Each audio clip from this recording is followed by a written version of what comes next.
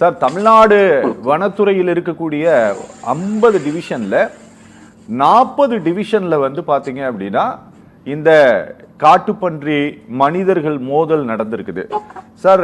அந்த கடந்த ஆண்டு காலகட்டத்தில் புலி தாக்கி உயிரிழந்தவர்களுடைய எண்ணிக்கை விட, யானை தாக்கி உயிரிழந்தவர்களுடைய எண்ணிக்கை விட, காட்டு மாடு தாக்கி உயிரிழந்தவர்களுடைய எண்ணிக்கையை விட இந்த 13 பேர் உயிரிழப்பு அப்படிங்கிறது அதிகமானது சார். 161 மனித காயங்கள் நடந்திருக்கு. அரசாங்கம் கொடுத்திருக்கக்கூடிய அந்த ரிப்போர்ட்டின் படி பார்த்தோம் அப்படின்னா ஹையஸ்ட் இந்த காட்டுப்பன்றியால் தொல்லை அனுபவிக்கக்கூடிய பகுதியாக திருவள்ளூர் மாவட்டமோ, அதுக்கடுத்து அம்பாசமுத்திரம், அதுக்கடுத்து திருவண்ணாமலை, தருமபுரி, இல்ல முதல்ல தருமபுரி சார், முதல்ல தருமபுரி, அப்புறம் திருவள்ளூர், அம்பாசமுத்திரம், திருவண்ணாமலை, திருச்சி, கன்னியாகுமரி, கூடலூர், நாமக்கல்னு வரிசையா போகுது சார். எல்லா பகுதிகளிலும் இது நடக்குது. ஆனா இவங்க அரசு சொல்லி இருக்கக்கூடியது என்ன அப்படின்னா, நீங்க 3 கிலோமீட்டர் வரை வந்ததுன்னா நீங்க தகவல் கொடுக்கணும், அவங்க வந்து பிடிச்சிட்டு போய் உள்ள விடுவாங்க. அதுக்கு மேல வந்தது அப்படின்னா ஃபாரஸ்ட் சுட்டு பிடிக்கலாம் அப்படிங்கறதான் அரசாங்கம் சொல்லி இருக்கிறது. எனக்கு ரொம்ப நல்லா நினைவு இருக்கு சார். ஒரு தடவை எங்க ஊருக்குள்ள வந்து ஒரு காட்டு மாடு ஒண்ணு வந்துருச்சு.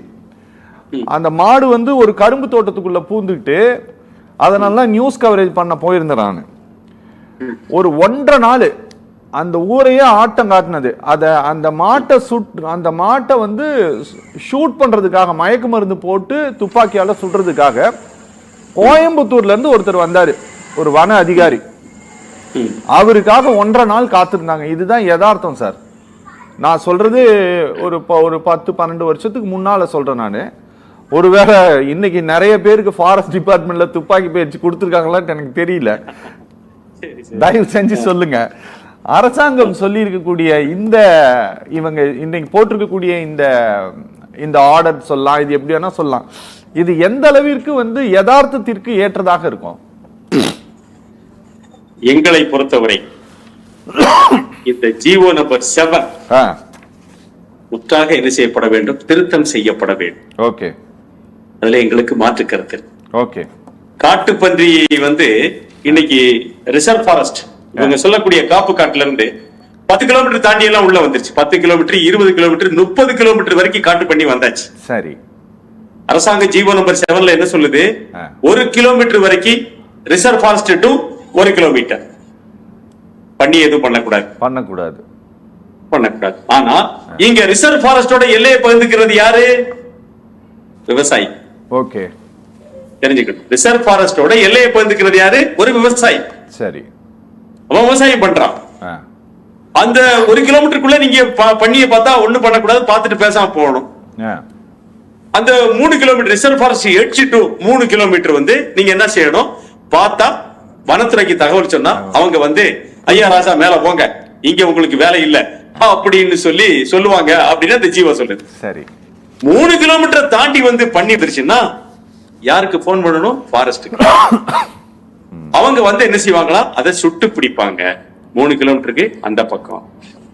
கூடுதலாக இந்த ஜிஓ நம்பர் 7 போட்டுச்சு அந்த 19 பேர் கொண்ட ஒரு கமிட்டி.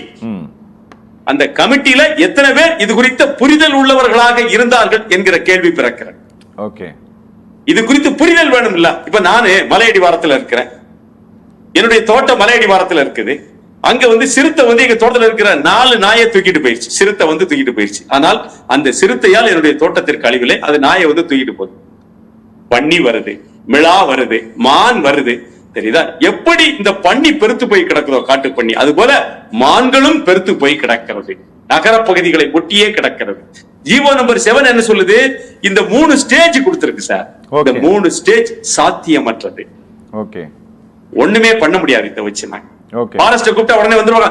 துப்பாக்கி பயிற்சி பெற்ற எத்தனை பேர் இந்த ஃபாரஸ்ட்ல இருக்கிறாங்க?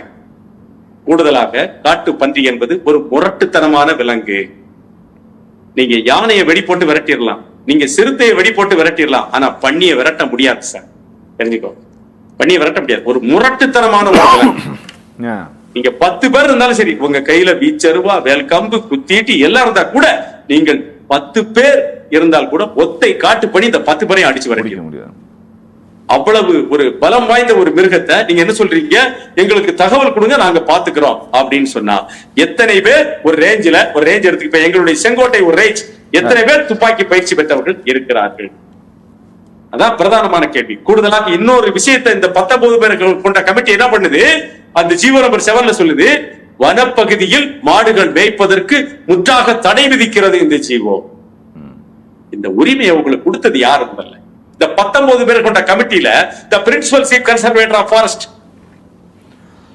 தலைமை வன பாதுகாவலர் இருக்காரு, தலைமை வன உயிரின காப்பாளர் இருக்காரு, இது போக வெட்டரி டிபார்ட்மெண்ட் தன்னார்வலர்கள் எல்லாம் உள்ள சேர்த்திருக்கிறாங்க. நாங்க என்ன கேட்கிறோம், வனப்பகுதியில் மாடை மேய்க்க கூடாது என்று சொல்லக்கூடிய ஜீவோவை இந்த 7ல பூத்த வேண்டிய அவசியம் எங்க வந்தது? இதை எப்படி நாம ஏத்துக்கிற முடியும்? 10 மில்லியன் பண்ணி இருக்குங்க தமிழ்நாட்டுக்குள்ள, காட்டு பன்னிகள் 10 மில்லியன் இருக்குன்னு சொல்றாங்க. இது எத்தனை, நீங்க சொன்ன மாதிரி 50 ரேஞ்சில் நம்ம போய் சொல்லி அது என்னைக்கு சுட்டி என்னைக்கு பிடிக்கிறது? வாழ வேண்டாமா விவசாயி? வாழ வேண்டாமா சொல்லுங்க. கேரளாவில் சார் 2020 ஜீவோ போட்டு முதலாக பத்தனந்திட்டா மாவட்டத்திலே கோணின்னு சொல்லக்கூடிய ஒரு தாலுகா இருக்கு. அந்த தாலுகாவில் திருவப்புலம் அப்படிங்கிற அந்த இடத்துலதான் முதல் பண்ணியை சுடுது கேரளா கவர்மெண்ட். சுட்டுட்டு அதை ஒரு ரப்பர் தோட்டத்துல புதைக்க வச்சுட்டு சொன்னாங்க, இனி விவசாயிகள் கவலைப்பட வேண்டாம், காட்டு பன்னிகளை வனத்துறை பார்த்துக் கொள்ளும். எத்தனை பண்ணியை சுட்டாங்க கேரளாவில் சொல்லுங்க? 2021 இங்க ஒரு ஜீவோ போடுறாங்க, 9 மாவட்டத்தில் காட்டுப்பன்றியை சுட்டுக் கொள்வது.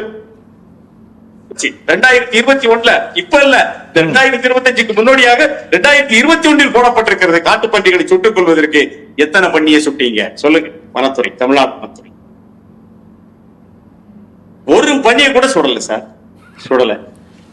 எத்தனை அழிவு! நான் என்ன கேட்கிறேன், மனித மிருக மோதல் என்பதை தாண்டி எங்களுடைய பயிர்நிலங்கள் லட்சக்கணக்கான ஏக்கரில் அழிக்கப்பட்டுக் கொண்டிருக்கிறது. அதுக்கு இழப்பீடு என்ன சொல்லுங்க? அதுக்கு இழப்பீட்டை பத்தி ஜீவோ 7 பேசல சார்.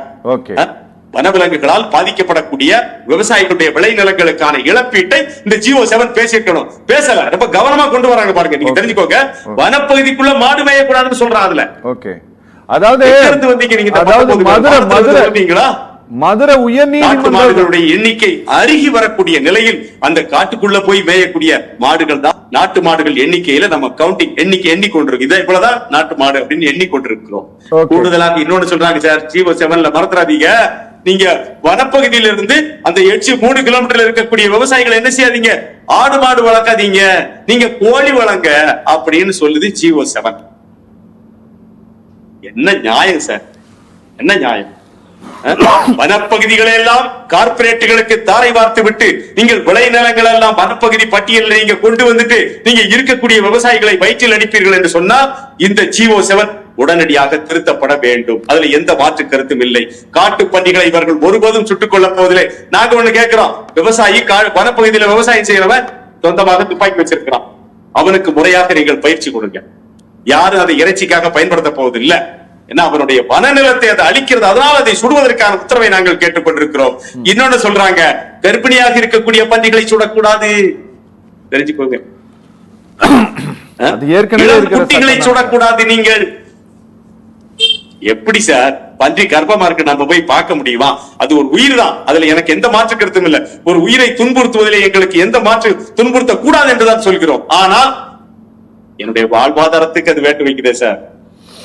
லட்சக்கணக்கிலே முதலீடு பண்ணிவிட்டு எப்படியாவது அறுவடை செய்து விடலாம் என்று நாங்கள் காத்து கிடக்கின்ற நேரத்திலே அதை கடைசி நேரத்துல வந்து அழிச்சிட்டு போகக்கூடிய இந்த பண்டிகை நாங்க என்ன செய்யறது சொல்லுங்க?